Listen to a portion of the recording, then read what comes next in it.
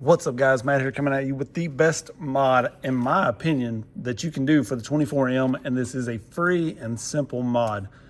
So basically all we're going to do is flip this transmission around, because you guys know, especially if you have one of these already, that this is like a shovel digging in right here in the front. So we're going to rotate this around and put this side up front and this towards the rear. That's definitely going to help our clearance. You'll see on this custom build, and I'm still going to do a video on this soon, guys, but I did that on this one, flipped it around, and I actually raised the entire skid up on this thing to give even more clearance. So you can see really not near as much as exposed now as it was. So in my opinion, this is one of the, it's the best free mod really that you can make. So I'm just going to show you guys how that works. We will have to sort of relocate our electronics a bit, because we're going to be rotating this around, putting the motor toward the rear. So it's kind of going to change the way our battery and everything goes in here. So just thought I would show you guys how this is going to work. I've had people ask, can I do this with the Discovery? Can I do this with the Range Rover? Can I do this with the Defender? Truth is, you can do it easily with any of them. You're just probably going to have to work things around a little bit, maybe change how your battery sits. I imagine we may be able to get away with just strapping our battery in like this and trimming a little bit of this tray, but kind of wanted to just tackle it and show you guys how it works. So we're going to get right into it. All right, so I just pulled these 4 screws in the bottom of the skid here. That's going to break the transmission free. We'll go ahead and sort of pull this out of here. Now, your wires are probably going to kind of hold things in place. You may have to rework those a bit to be able to spin this. So I'm going to have to cut the wires free over here, because I just don't have enough slack in the motor wire especially.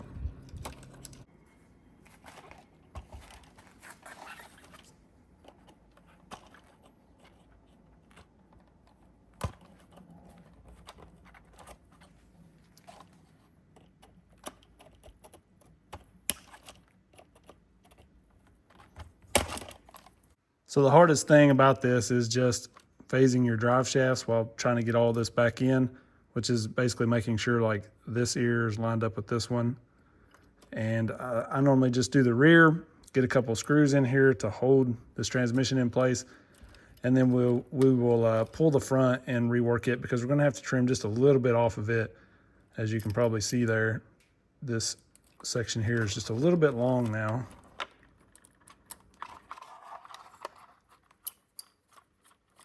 So you can see we're just a tiny bit long. Can't quite get that on there.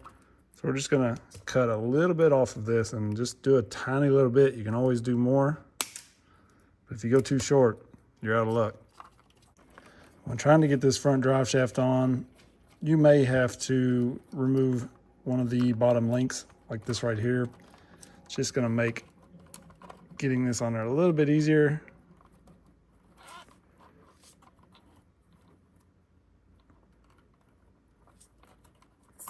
Because you can kind of roll that axle back and then slide it on.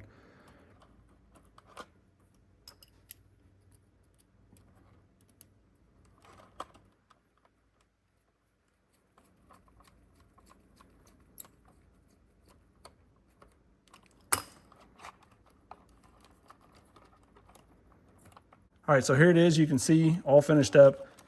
Very simple, free mod. All you're gonna have to do, like I said, is trim a little bit off of this drive shaft and maybe a little bit off of that battery tray. I may not have even had to do that. But as you can see, normally this is sticking down to the rear. So we've gained a little bit of clearance there, which hopefully most of the time we're gonna hang up here and along here. So getting that up in the rear is better in my opinion. So I don't know why these don't really come like that out of the box. The drive shafts are just kind of exposed on these trucks. They just are, but we did help the rear some there, and you can help that more with custom links if you want to. You can see, and this is running FCX24 axles now, but the other thing I wanted to talk about with this that you can do, but it's kind of going to really interfere with your interior and this body if you plan on keeping this body and stuff, is move this entire skid up. So basically I just use these screws here. And then the upper link mounts do not go through the chassis rails anymore. They're just straight into the link. As you can see on here, this is my upper link mount. Screw right there and there. You can see the tabs for the chassis that's supposed to be down here are just moved up. And then the bottom links are mounted through the chassis itself. I just did that on this one because I wanted that added clearance. It does move your transmission and everything up, but I was willing to do that for a little more clearance on this thing. Now it's really going to mess things up on the stock truck if you're trying to keep the stock body, because you'll notice my body doesn't just drop down on the Velcro as it is, because the interior right here now hits the shift servo just a little bit. But if you just put it down and give it a little press, it holds just fine, because this is some of the best Velcro that I've ever used, honestly. So everything works out just fine, and it runs just as smooth as it ever did. So you guys let me know what you think about it. Are you going to do this to your truck? Do you even have your camo trophy yet?